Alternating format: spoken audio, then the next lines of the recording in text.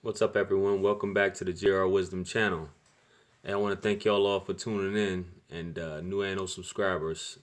All the new subscribers, make sure y'all click that bell, y'all subscribe, y'all get all the notifications for all my videos as they come out.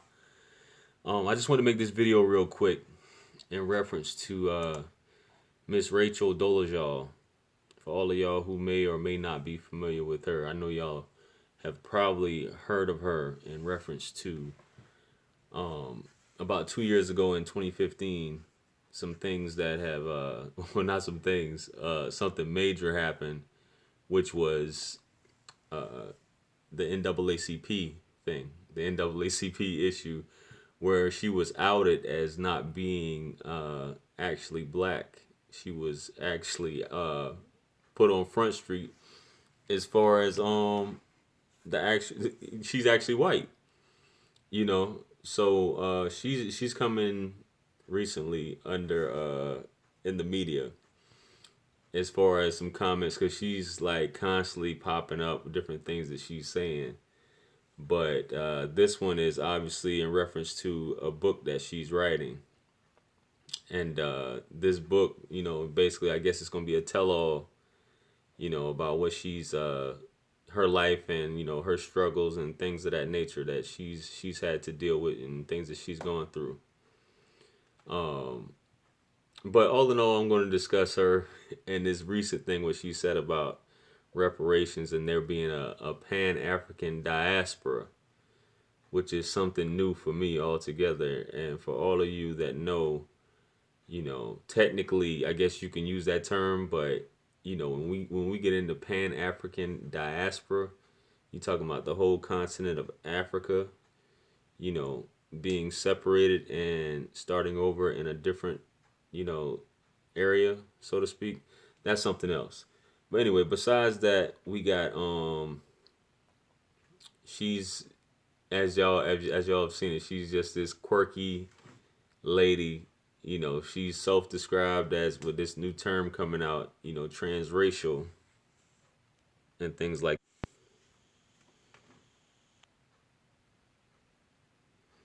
And hopefully my connection's still sticking through. I just had to adjust something real quick. Um, she self-described this whole term that came out with transracial, and now she's black, also calling herself bisexual. She's a mother, former wife, activist, artist, and most recently she's a Pan-African activist, is what she's calling herself now. With this whole Pan-African activist thing she got going on. But anyway, back in 2015, she was outed. She was the president of a NAACP chapter in Spokane, Washington. And since then, even her parents put her out. Reporters asked her some questions and things like that about, is this your actual father? But your actual birth parents are white. Then she acting like she don't know what they're talking about and all this different stuff like that. So a lot of people, said how it wasn't fair how a white woman was basically running running the being the president of the NAACP chapter in Washington, Spokane, Washington. So she was removed from that position or resigned, whatever you want to call it. And a lot of her background came out as far as her, being yeah, I used to live in Tacoma. Her being her being a student at Howard University, and she actually filed a lawsuit with Howard University for discrimination, even though she, identified as black since I believe she said since she was 5 years old. She used to draw pictures and stick figures and want black dolls and things of that nature. And she files a lawsuit. Even though Howard University is obviously a HBCU, but HBCU accepts everyone. But she filed this lawsuit for discrimination, even though she claims to be black. So that's neither here nor there. But recently, she likened herself, which a lot of didn't sit right with a lot of people. Is she likened her struggle is worse than transgender people, and even like kind of commented and said something about they see her and Bruce Jenner's struggle is about the same, and basically saying that people can't look past her whiteness, you know. And in her memoir, she called it "In Full Color: Finding My Place in a Black and White World." You know, the former NAACP leader said she believed there was some similarity between her and the transgender Olympic legend Bruce Jenner.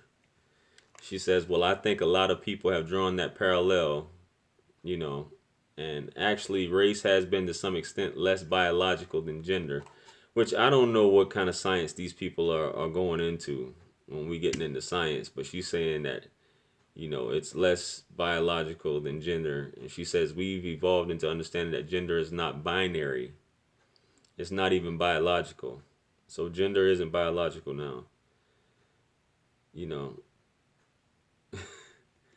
biological. But what strikes me as so odd is that race isn't biological either. I believe that the word transracial has become socially useful in describing racial fluidity and identity. So basically, now in the world we're living in, your race, which she is right, race is a social construct, but she's saying it's not biological, and neither is your gender. Is not biological. So that's the world that we're living in now, where basically these lines are blurred, and you're not biologically born with man or lady parts. Yeah, no, I got you. I got you. There's always gonna be a parallel drawn with any minority with the struggle and things of that nature. So she likens herself to that. So after all this stuff went down with her, you know, and as more and more of her past has come out, she keeps popping up in the news. You know, she's saying how she does black hair, and she said obviously she married a black man, but she said that she's more black than her husband is, who's actually a black man. So this woman is coming out real quirky, and she's saying some suspect stuff. You know what I'm saying? Some real suspect stuff. And recently, you know, she came down in the news saying that she's been applying for jobs since she lost her job. She's been turned down for over 100 jobs. Now, here's the part, I guess, where she's trying to identify or trying to liken her struggle to that of a black woman. She's been turned down for over 100 jobs, hard to find employment. She's been almost homeless. She's been on food stamps. And I guess her and her husband, they've been over with. And she said that she was blacker than him, so I guess they couldn't be together. I don't respect her because she isn't using her Caucasian privilege to advocate for melanated struggles. You're right, and you know what's funny? I'm pretty sure her parents would accept her back if she needed help from her parents. You know what I mean? I'm pretty sure that's what would happen. Spokane. I've been to Spokane when I was driving cross country going from I was riding. I guess it's in eastern Washington. As soon as you cross the border from Idaho, I just remember getting in there as I was going to Tacoma. But I don't know about. I'm assuming the job market is a lot harder in the eastern part of Washington as opposed to, you know, the Puget Sound area, which is where I stayed at in Washington. You know, the western part along the water, Seattle area. So you know, she has this struggle, but what kills me, and I'm gonna have the link in the description as well here, which I'm adding right now. You guys can look at it. There's a video where she's interviewed, and she's saying, you know, as in us. She speaks about us when you know, she's calling herself black, and she said, you know, we've been through this. We haven't received reparations and things of that nature. And so the guy who was interviewing her asked her, so, and you know, I'm assuming he was being facetious by asking her, but he was like, you know, so would you get reparations? You know, if African Americans were to get reparations? And what she said was, yeah, exactly, we. She said that I'm not African American. I'm black. There's a difference. Which she is right at the end of the day. There is a difference, but all black people, for the most part, originate from the continent. Well, all human beings originate from the continent of Africa. So she says that she's not African American.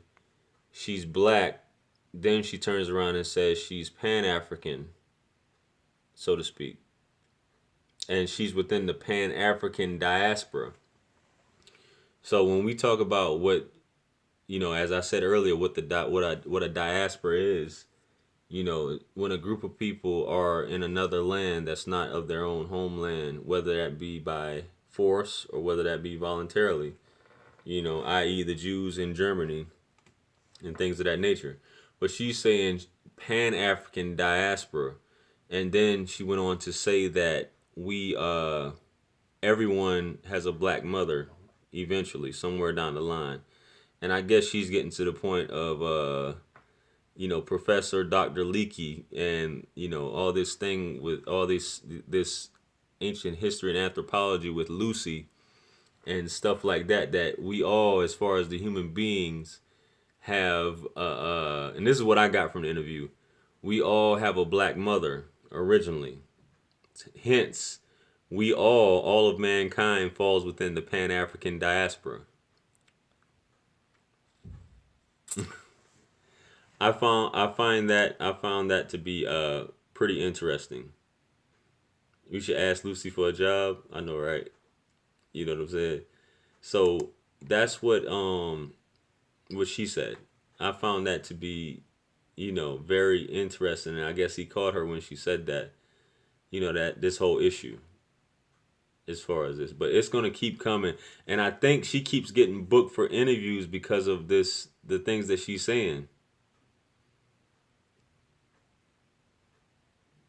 I mean, she says some weird and controversial stuff, so she's gonna keep getting booked for ratings. People want to see this. People want to hear what she's saying. You know what I mean? And that's just the way it is. They want to hear what Ms. Dolezal, and to my understanding, she's of Western, not Western Germany. She's of German descent, obviously, and she's from Western European. She has Western European roots, you know. So yeah, she's definitely probably gonna be on tour with this book, and she's gonna get booked. Oh, of course she's not black. She's not black, but she says she's black, and that's why she's saying that she doesn't see why people can't look past that. Just like why people can't look past Caitlyn Jenner. I mean, look past Caitlyn Jenner, who's actually Bruce, who's actually a man that speaks with a man's voice. But you can't look past that. So that's what she's saying, that her and Bruce her and Caitlyn, y'all know what I mean. They are the same. You know what I mean? Which is it's I guess this is how things are going. This is the way, y'all know what I mean. Pardon me, I'm drinking my protein shake here. I meant to do this earlier. But y'all know what I mean. So what do y'all? I mean, what do y'all think about this whole situation? I'm reading some of y'all comments here. I mean, what do y'all think? Is Rachel Dolezal, is she part of the black diaspora, as she likes to call it, and she's not African American? Is she part of the black diaspora?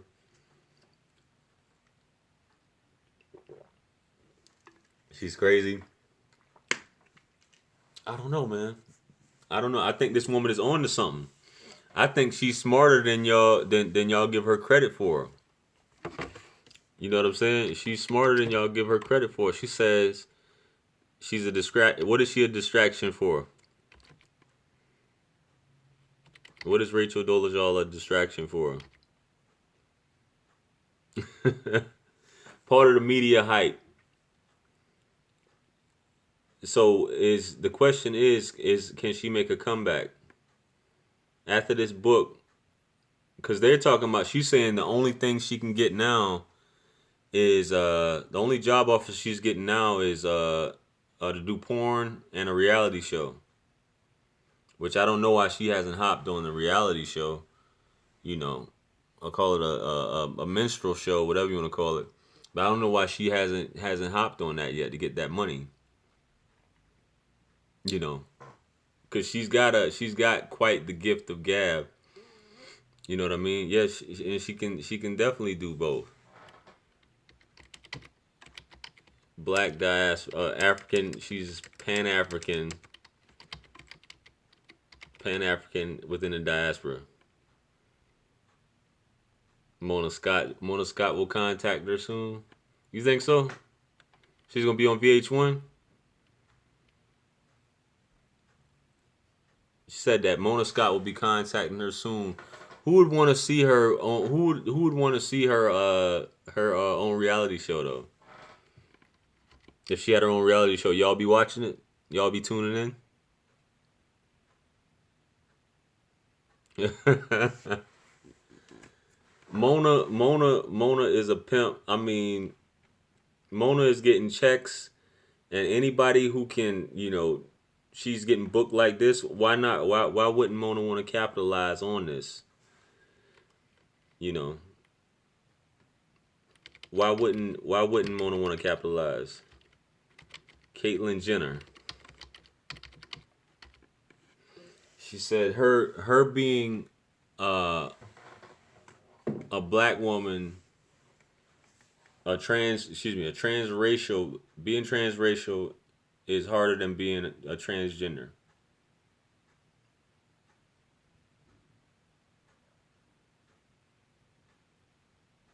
She inserted herself into that of a minority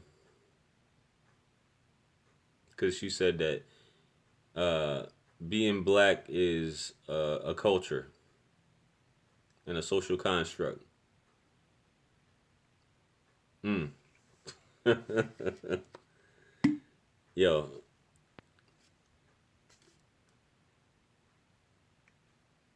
yeah, and I think she said that she's what was she raised with four other black kids. I think that's how she was raised.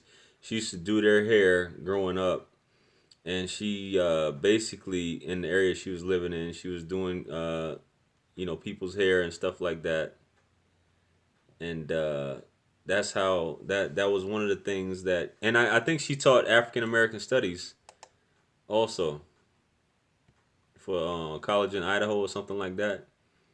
She had got involved with. Y'all heard about that?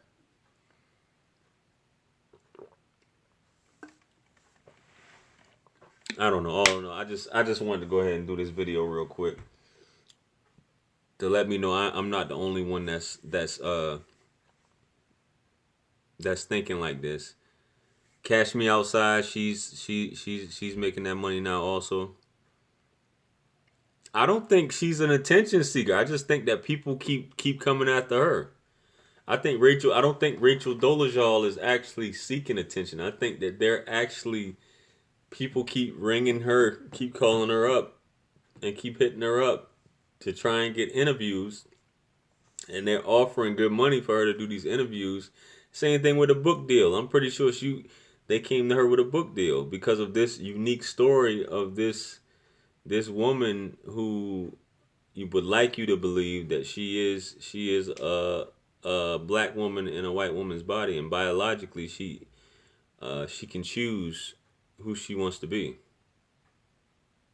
You know, so